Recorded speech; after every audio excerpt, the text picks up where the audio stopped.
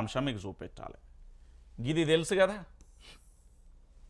ఏందిడా బండెనక బండి కట్టి 16 బండ్లు కట్టి ఏ బండ్లేపోతో కొడుకో నిజాం సర్కరోడా అని పాట వాయినాం. కానీ ఇవాళ బండెనక బండి కడుతున్నారు, 16 బండ్లు కాదు. ఎట్లా కడుతున్నారో ఒకసారి చూడునే. రజతోత్సవ సభకు వెళ్లేందుకు సూర్యాపేటలో ఎడ్ల బండ్లను సిద్ధం చేస్తున్న రైతులు కార్యకర్తలు అంటూ కూడా చూడొచ్చు. ఎందుకు అంటే ఒకసారి చెప్తా. ఏర్పాట్లు చకచక. బీఆర్ఎస్ రజతోత్సవ సభకు భారీగా స్వయంగా పరిశీలిస్తున్న కేసీఆర్ ఇప్పటికే నేతలతో సన్నాహక సమావేశాలు పూర్తి.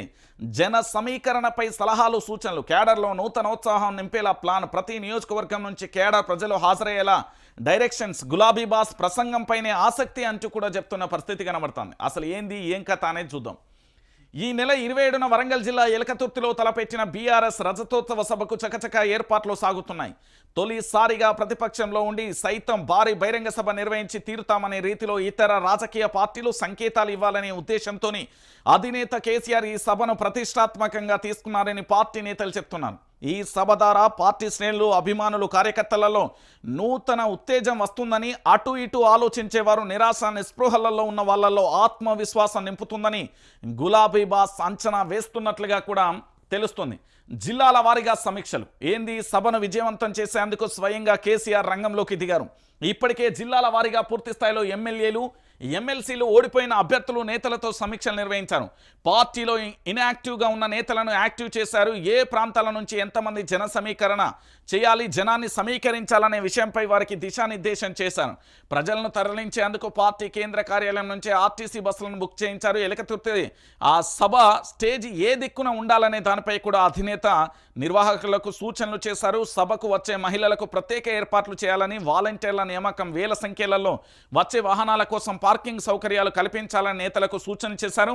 ఇక పూర్తి స్థాయిలో నిరాశ నిస్పృహలను దూరం చేసేందుకు పార్లమెంట్ ఎన్నికలలో పూర్తి స్థాయిలో ఓటమి తర్వాత దానికి జరిగిన అంశానికి సంబంధించి పూర్తి స్థాయిలో కూడా ఓటమిని పూర్తి స్థాయిలో కూడా నష్ట నివారణకు సంబంధించి, అంటే బీఆర్ఎస్ ఓటమితోనే తెలంగాణ నష్టమైతే అయింది.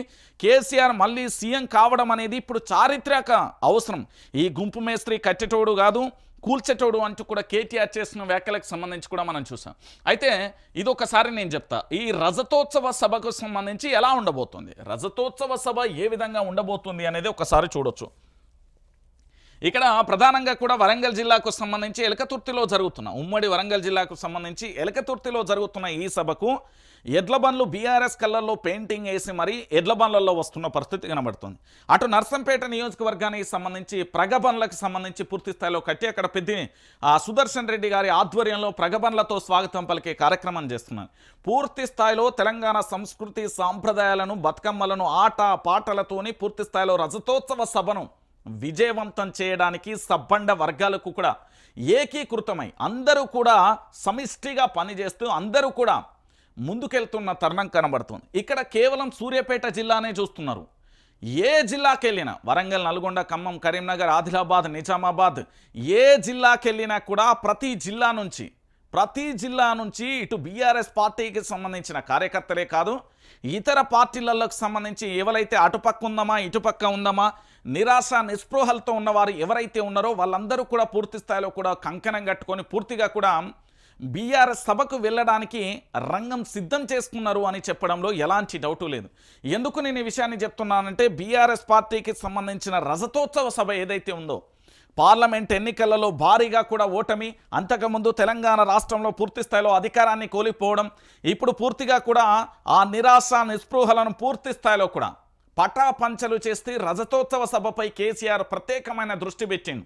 కేసీఆర్ ఏం మాట్లాడబోతున్నారు, కేసీఆర్ ఏదైతే ప్రసంగం కానీ ఉపన్యాసం ఏ విధంగా ఉండబోతుంది, కేసీఆర్ చెప్పే అంశాలు ఏ విధంగా ఉంటాయి, బీఆర్ఎస్ పార్టీ మళ్ళీ ఏ విధంగా తెలంగాణలో అధికారంలోకి వస్తుంది, బీఆర్ఎస్ పార్టీ తెలంగాణలో అధికారంలోకి రావడానికి ప్రధానమైన కారణం ఏంటి, చారిత్రక అవసరంగా ఎందుకు మారుతుంది, ఈరోజు తెలంగాణలో పూర్తి స్థాయిలో కాంగ్రెస్ పార్టీ అధికారంలోకి వచ్చిన 15 నెలల కాలంలో జరిగిన విధ్వంసం కానీ, కేసీఆర్ 10 సంవత్సరాల కాలంలో జరిగిన అభివృద్ధి కానీ, వీటితో పాటుగా తెలంగాణలో ఉండే రైతాంగం కానీ, నిరుద్యోగులు కానీ, కార్మికులు కానీ, ప్రభుత్వానికి సంబంధించిన అధికారులు కానీ, దాంతోపాటు అన్ని వర్గాలకు సంబంధించి ఏ వర్గం ఏ శాఖ ఆ శాఖ ఈ శాఖ లేదు, ఎందుకంటే 27వ తారీఖుకి సంబంధించి అందరూ అక్కడికి పోతారు, పూర్తి స్థాయిలో సభను విజయవంతం చేస్తారనే ధీమా గులాబీ బాస్కుంది. దాంతోపాటుగా ఈ సభలో కేసీఆర్ ఏం మాట్లాడతారు అనేది చాలా ఆసక్తికరంగా మారింది. కల్వకుంట్ల చంద్రశేఖరరావు గారు మాట్లాడే అంశానికి సంబంధించి చాలా ఆసక్తికరంగా మారిన పరిస్థితి కనబడుతుంది. కేసీఆర్ ఏం మాట్లాడతారు, కేసీఆర్ మాటలకు సంబంధించి కేసీఆర్ మాట్లాడబోయే విధానం ఏంటి, కేసీఆర్ మాట్లాడాల్సిన అంశాలు ఏంటి, కేసీఆర్ ఎలాంటి ఉపన్యాసం ఇస్తారనేది ఉత్కంఠగా మారుతుంది.